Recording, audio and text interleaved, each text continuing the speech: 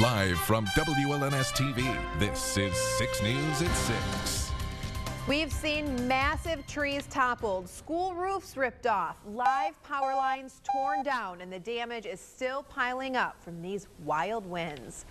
Thanks for joining us. I'm Lauren Thompson. And I'm Sherry Jones. It has been a chaotic day across our state. Winds clocking in at more than 50 miles an hour continue to batter most of Michigan. Hundreds of thousands of people are without power, and it could be days until it comes back on. Here's what we're seeing at this very hour. Consumers Energy has more than 200,000 customers in the dark. More than 3,700 of them are in Clinton County. Eaton County has more than 5,000 customers without power. Nearly 7,000 people in Ingham County are also waiting for the lights to come back on.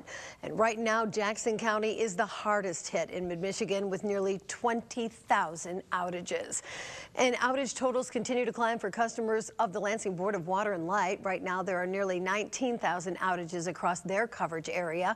Their outage map estimates it will take days to get the power back up and running in some places.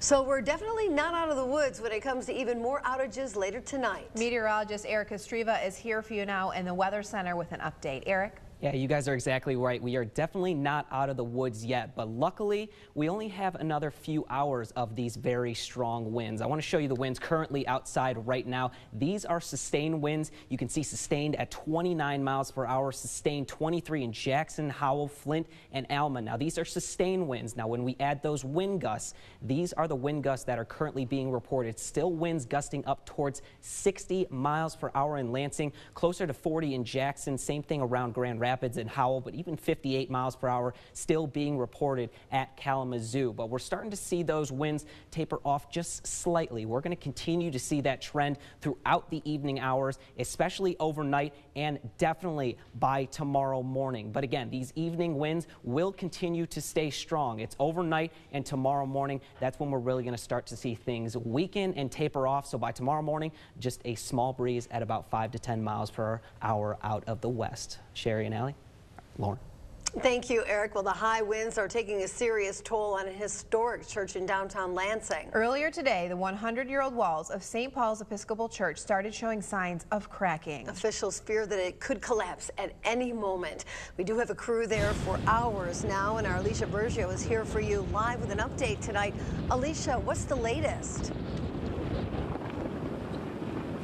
Lauren, Sherry, these gusting winds are intense today. People in the church say at 11:30 this morning they noticed insulation coming through the building, then they saw the walls move. Those inside at the time also say when looking at the ceiling they could see light from outside, which caused immediate concern. The church is directly across the street from the state capitol. Now what you're looking at right now is the brick on the front of the outside of the church. If you look closely, you can see it's slightly pushed out. Now as you can imagine, the news has shocked people, including the church's minister. I wanted to say that first to the community of St. Paul's, hang in there. That building's been there 100 years, and it may not be there much longer, but there'll be a new building there, and we as a community are strong, and God's with us. I also want to say that the surrounding community, particularly our Methodist brothers and sisters, have been really helpful in offering any help they can. So we'll be fine. It's just going to take a while. Right now, the church is being watched by Lansing police and is blocked off. We've been told a crew will be here tomorrow to inspect the church. If it does, given it does not collapse before then, we'll continue to stay on top of the story and give you updates as soon as we learn more. Here for you live in downtown Lansing, Alicia Bergio, 6 News. All right, thanks, Alicia. Well, communities all across Michigan are experiencing widespread damage from today's powerful winds. Our Jackson Bureau reporter Aaron Dimmick gives us a look at the damage there and what utility crews are doing to get the power back on for thousands of customers. High winds have been causing chaos all over Jackson County. Trees have been crashing down onto roads, power lines, and as you can see behind me, homes. This morning around 9:30, Michael Bauman looked out his kitchen window and witnessed Mother Nature's fury. I saw it standing and saw it just slowly fall, hit the house. Ferocious winds brought down the massive pine tree on Crescent Road, hitting 2 homes and causing a natural gas leak. It's just one of countless wind-related mishaps all over Jackson County. Terry DeDose from Consumers Energy says repair crews are doing their best to keep up. We are in storm mode. Our crews are on 16-hour shifts. We're going around the clock. With so many lines down in different locations, this wind event has created many challenges. And there are damage assessment teams that are out there determining what needs to be done in certain areas, what resources we need, and where we need to work now to restore the most customers in the least amount of time. This home has extensive damage to its roof. The family who lives here can't stay in the house until the tree is removed and the structure is inspected. I've been here 48 years. This is the first thing like this that I remember. Consumers Energy says it has so many power outages throughout the state, it doesn't know when power will be fully restored. Here for you in Jackson, Aaron Dimmick, 6 News.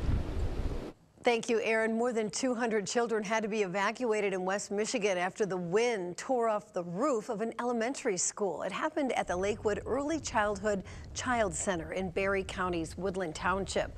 School officials say they were having an assembly when they started to notice the roof coming undone. They quickly told the kids to start doing a tornado drill to get them moved into a nearby high school. Thankfully, no one was hurt. Here's a look at another wrecked roof. This time it's the Quality Dairy on North Main Street in Eaton Rapids. The winds tore off the whole middle section of that roof. The store was closed while crews climbed up to take a look at the damage. Moving now to Ann Arbor, where the winds took a toll on a plane that was set to carry the University of Michigan men's basketball team to Washington, D.C. for the Big Ten tournament. They were set to take off from the Willow Run Airport, but the jet went off the runway after they had to abort takeoff. Now, thankfully, nobody was hurt, but you can't say the same thing about the plane itself. The university says it's making alternate travel plans to get the team to D.C. And back here in mid-Michigan, the winds kept the phones ringing off the hook at Eaton County Central Dispatch today. Our crews were inside as a team of dispatchers took calls and monitored radio traffic. Officials there say it's been a day unlike they've ever seen. I do not remember a wind event like this sustained for this long. We are double the calls that we would normally take at this time of day. We took 130 calls in the last hour, and that is, it doesn't seem very high, but on a normal day, that might be around 70. Consumers Energy is also working overtime. We spoke with the Vice President of Energy Delivery at Consumers just a short time ago. And she says her company's crews will be dealing with trying to get the power back on for more than 200,000 customers currently in the dark. And she warns customers to stay safe as well. Aware of wires that might be down. They need to keep kids, pets, cars, things away. And even if a wire is on a fence, something that's metallic, that could be energized, and so they really need to be extra careful. We are looking right now at restoring all customers by the end of Saturday. We will, of course, continue to follow the aftermath of today's brutal winds. And we'll be here for you with outages and updates online and on air. We also have resources on our website where you can check out our outage maps in your area. You'll find it under Scene on 6 at WLNS.com.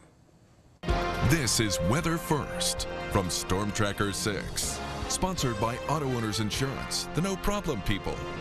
Well, as the winds continue to howl at this hour, most of the damage has already been done. I want to show you a few more pictures that were sent in to us on our social tracker, starting things off with a tree actually on top of a car. This one's sent in to us by Brianna Ruzinski. Hopefully everyone made it out of the car by that time. Hopefully everyone's safe after that. But also many trees being uprooted. You can see this tree being uprooted in the backyard of Tom Schaefer's house. Just a huge tree knocked down by those winds. Also another tree, about 100 years plus old tree in Grand Ledge being uprooted as well. We also have more pictures of trees on roadways blocking traffic. Hopefully everyone is safe around that area as well. And gonna end things with one more picture of a spruce tree down on Grand River Drive in Grand Ledge. If you guys have any more pictures that you want to send us, also a gazebo that just looks completely destroyed.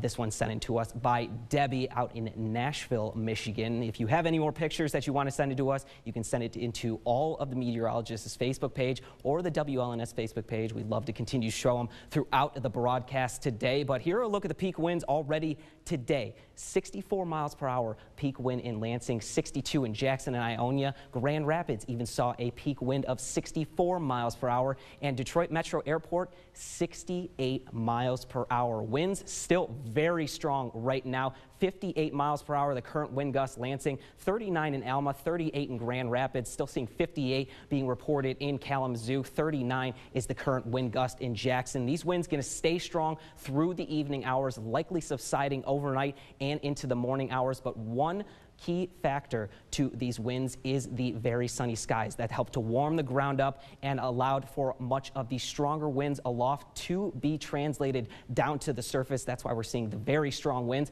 but also the pressure difference between this very strong low pressure up to our north and a very strong high pressure down to our south. The pressure difference in between those two, we're kind of smack dab right in the middle, and the winds are just being channeled right into our area. Temperatures right now, not too bad. 45 degrees Lansing, 47 in Jackson, 49 in Adrian, 44 Howell and Flint, only 39 degrees in Mount Pleasant. And when you go north of Mount Pleasant, we're actually seeing some snow being reported from that system as it continues to move off to our north. We are not going to be dealing with anything rain or snow wise tonight, but as we head towards tomorrow afternoon and evening, that's when another system will move off to our south. We could see a few isolated rain and snow showers tomorrow afternoon and evening, but I think the majority of the day we will stay dry with just mostly cloudy skies. That system will move off to our south, leaving just partly cloudy skies for the end of the week. But once that system does move out of the area, we are going to be much chillier than what we were seeing today or tomorrow. Temperatures back into the upper 20s for highs, and we're going to continue with those partly cloudy conditions